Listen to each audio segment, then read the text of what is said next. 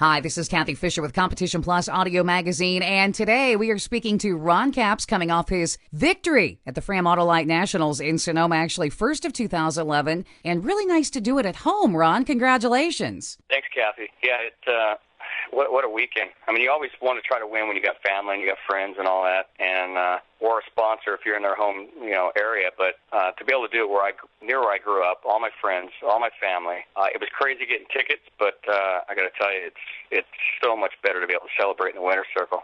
Well, take us through the weekend. What do you feel was different, if anything, about this particular weekend? Nothing really about that weekend. We won there last year, and I've won there before.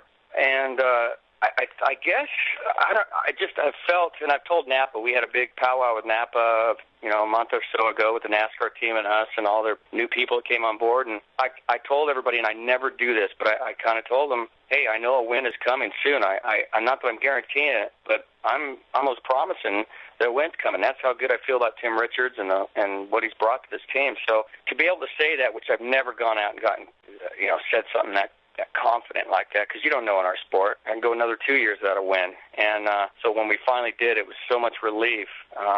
But I knew, coming into the race, even after Denver, that Tim was getting more and more comfortable. And I could just see it. I could feel it in the team, and my confidence is coming back. So, that's what made the weekend different, I think, if you had to point at one thing. Speaking of Tim Richards, was there any type of transition time you guys had to get over, or did you just all fall into things pretty quick? No, he's... I worked with Ed McCulloch, obviously, for a long time. He was my mentor, one of my heroes growing up. But just one of those guys that's, the kind of cloth he's cut from is, he knows how to race. There's guys that, there's good drivers out there. I've said this before. There's a lot of great drivers in our sport. But there's not a whole lot of good racers, and there's a big difference, and people don't understand that a lot. But certain guys like that know how to teach you how to race, and he's like that. He doesn't talk a whole lot. I mean, we've become very close, but come race day, I see what's going on. Where I get dressed in my fire suit and all that, my closet is up where the computers are and where he makes his decisions. So I see what he's doing. We talk about it, but if he throws a compliment at you, it's a huge deal because he's expected that you're going to do the best you can do. And it's just one of those things where it's a legend, that you're working with. And gosh, the guy's won, 5 or 6 championships with a motto back in the day, so I grew up watching him. I couldn't agree more. I mean, it just has to be really exciting to be able to, like you said, you worked with Ed for years and now getting to work with Tim. It's got to be very cool for you. Yeah. And I love working with guys like that. Some of these drivers have got driving coaches or legacy coaches or whatever they call them that help them mentally get ready for whatever they got to do. I don't know if I'm just too stupid to understand it, but... I just kind of come from the old school with these guys. If you can't get up and get motivated for leading a team from the driver's seat, working for a guy like Ed McCulloch or Tim Richards or Roland Leong or any of the guys I've gotten to work with, then you don't need to be in the seat. And there's some about these guys that they lead by example. And Tim Richards, you'll find him down there massaging on the cylinder heads and teaching the guys things. And in the clutch area, Kim's down there, him and her and Tim are teaching the clutch guys something new. And it's just they're not afraid to get in there and get it done. And I'm sure it really, I could tell, just watching my NAPA guys, it's just a bump in their step. But I'm sure they've learned quite a bit in this last couple of months just in Tim and Kim coming in and showing them by example. Well, that is absolutely awesome. And now, in the middle of the swing and going to wrap things up this weekend in Seattle. Obviously, you got to be coming in feeling pretty good about it and confident. What's your history there at this track, Ron? Well, I won there my rookie year in Top Fuel, and it's always been good to me. I've won Funny Car there, I think. For sure once, I don't know, maybe twice, but I've been in a lot of final rounds. It's just another place I've always had a great weekend at every time we go there. When I drove Top Fuel, we used to have a Spokane race after that where John Forrest took me under his wing years ago, and that's who I kind of learned a lot from at the time. And we'd go to this match race after Seattle, and it was always a good time. I always done well there. And but I mean, gosh, to be able to, you got to be careful because you start getting a little too cocky.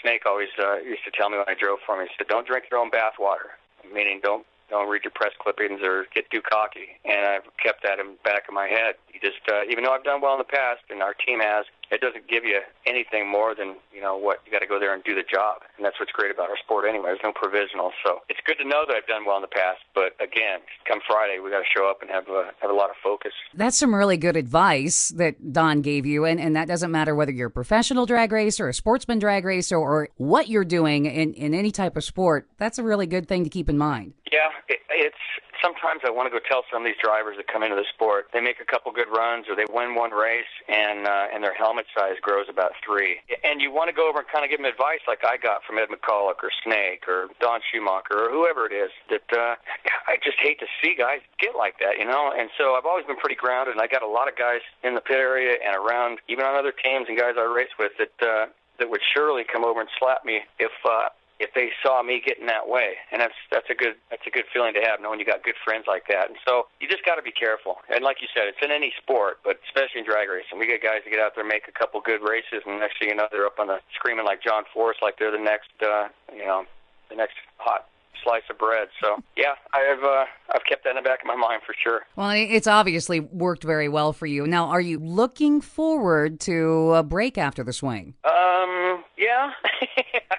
Not now. Now that we're thumping, I want to keep going. But I stay so busy with NAPA, the stuff I do away from the racetrack. I don't get to come home and go to another business like a lot of these guys do. I got NAPA appearances right after Seattle. I'm going to be in Montana for a day, and then going to Salt Lake City for the Bonneville Speedway for the first time ever for a couple of days, and then appearances, 3 of them in Michigan. And it just goes on and on. So between races, I'm gaining some airline miles and doing NAPA appearances in those little towns all over the place. So that keeps me busy. But man, I'll be honest, to answer your question, I wish we had about 5 in a row right now because, man, I'm having a blast. Things are gelling, and when things start going that way, you can go on a roll either way. And when you start getting on a roll the opposite direction, you kind of want to stay there. Yeah, I feel, the way Tim Richards is, the way he despises losing a run to tire smoke, and he really hates to lose at anything, which is the same way I am. I'm so excited now. I don't think we've ever had this much momentum at this point in the season before. I've always really done well and won a lot of races early, and we've kind of gone into a testing mode and then faded at the end, but when you need it for the countdown. So this is new territory for me, and I dig it. I really enjoy the fact that we're getting to this part of the year where this is where championships are won, and I really feel like, long-term goal is I feel like we got a good shot at a championship finally. Well, I have one more question for you, Ron. I hear that you may be a little jealous of your brother John that's going to be driving Jungle Jim at the Night Under Fire. Yeah, I'm going to be, I don't know where I'll be. I think that day I'm in Montana. I was working on a deal because I was up Eddyville driving a nostalgia funny car a few weeks ago, and so we talked to Baders, and I was hoping I could get out there and make a run, and yeah, I'm jealous. I love driving nostalgia cars. I'm going to drive Del Worsham's car again at the Hot Rod Reunion in Bakersfield between our Vegas and Phoenix race. He's got a new paint scheme he's working on, and it's going to be another all-star crew with like we had at the March meet. So those things are a blast. If you haven't been, you need to hop on a plane and go to the reunion. It's something that'll take you back to your childhood. Nice. Well, we'll definitely be looking forward to that and watching to see what happens this weekend at Seattle. Congratulations again on your win, Ron, from this past weekend. Go get him again this weekend in Seattle. Thanks for joining us on Competition Plus Audio Magazine. You bet. Thanks for having me.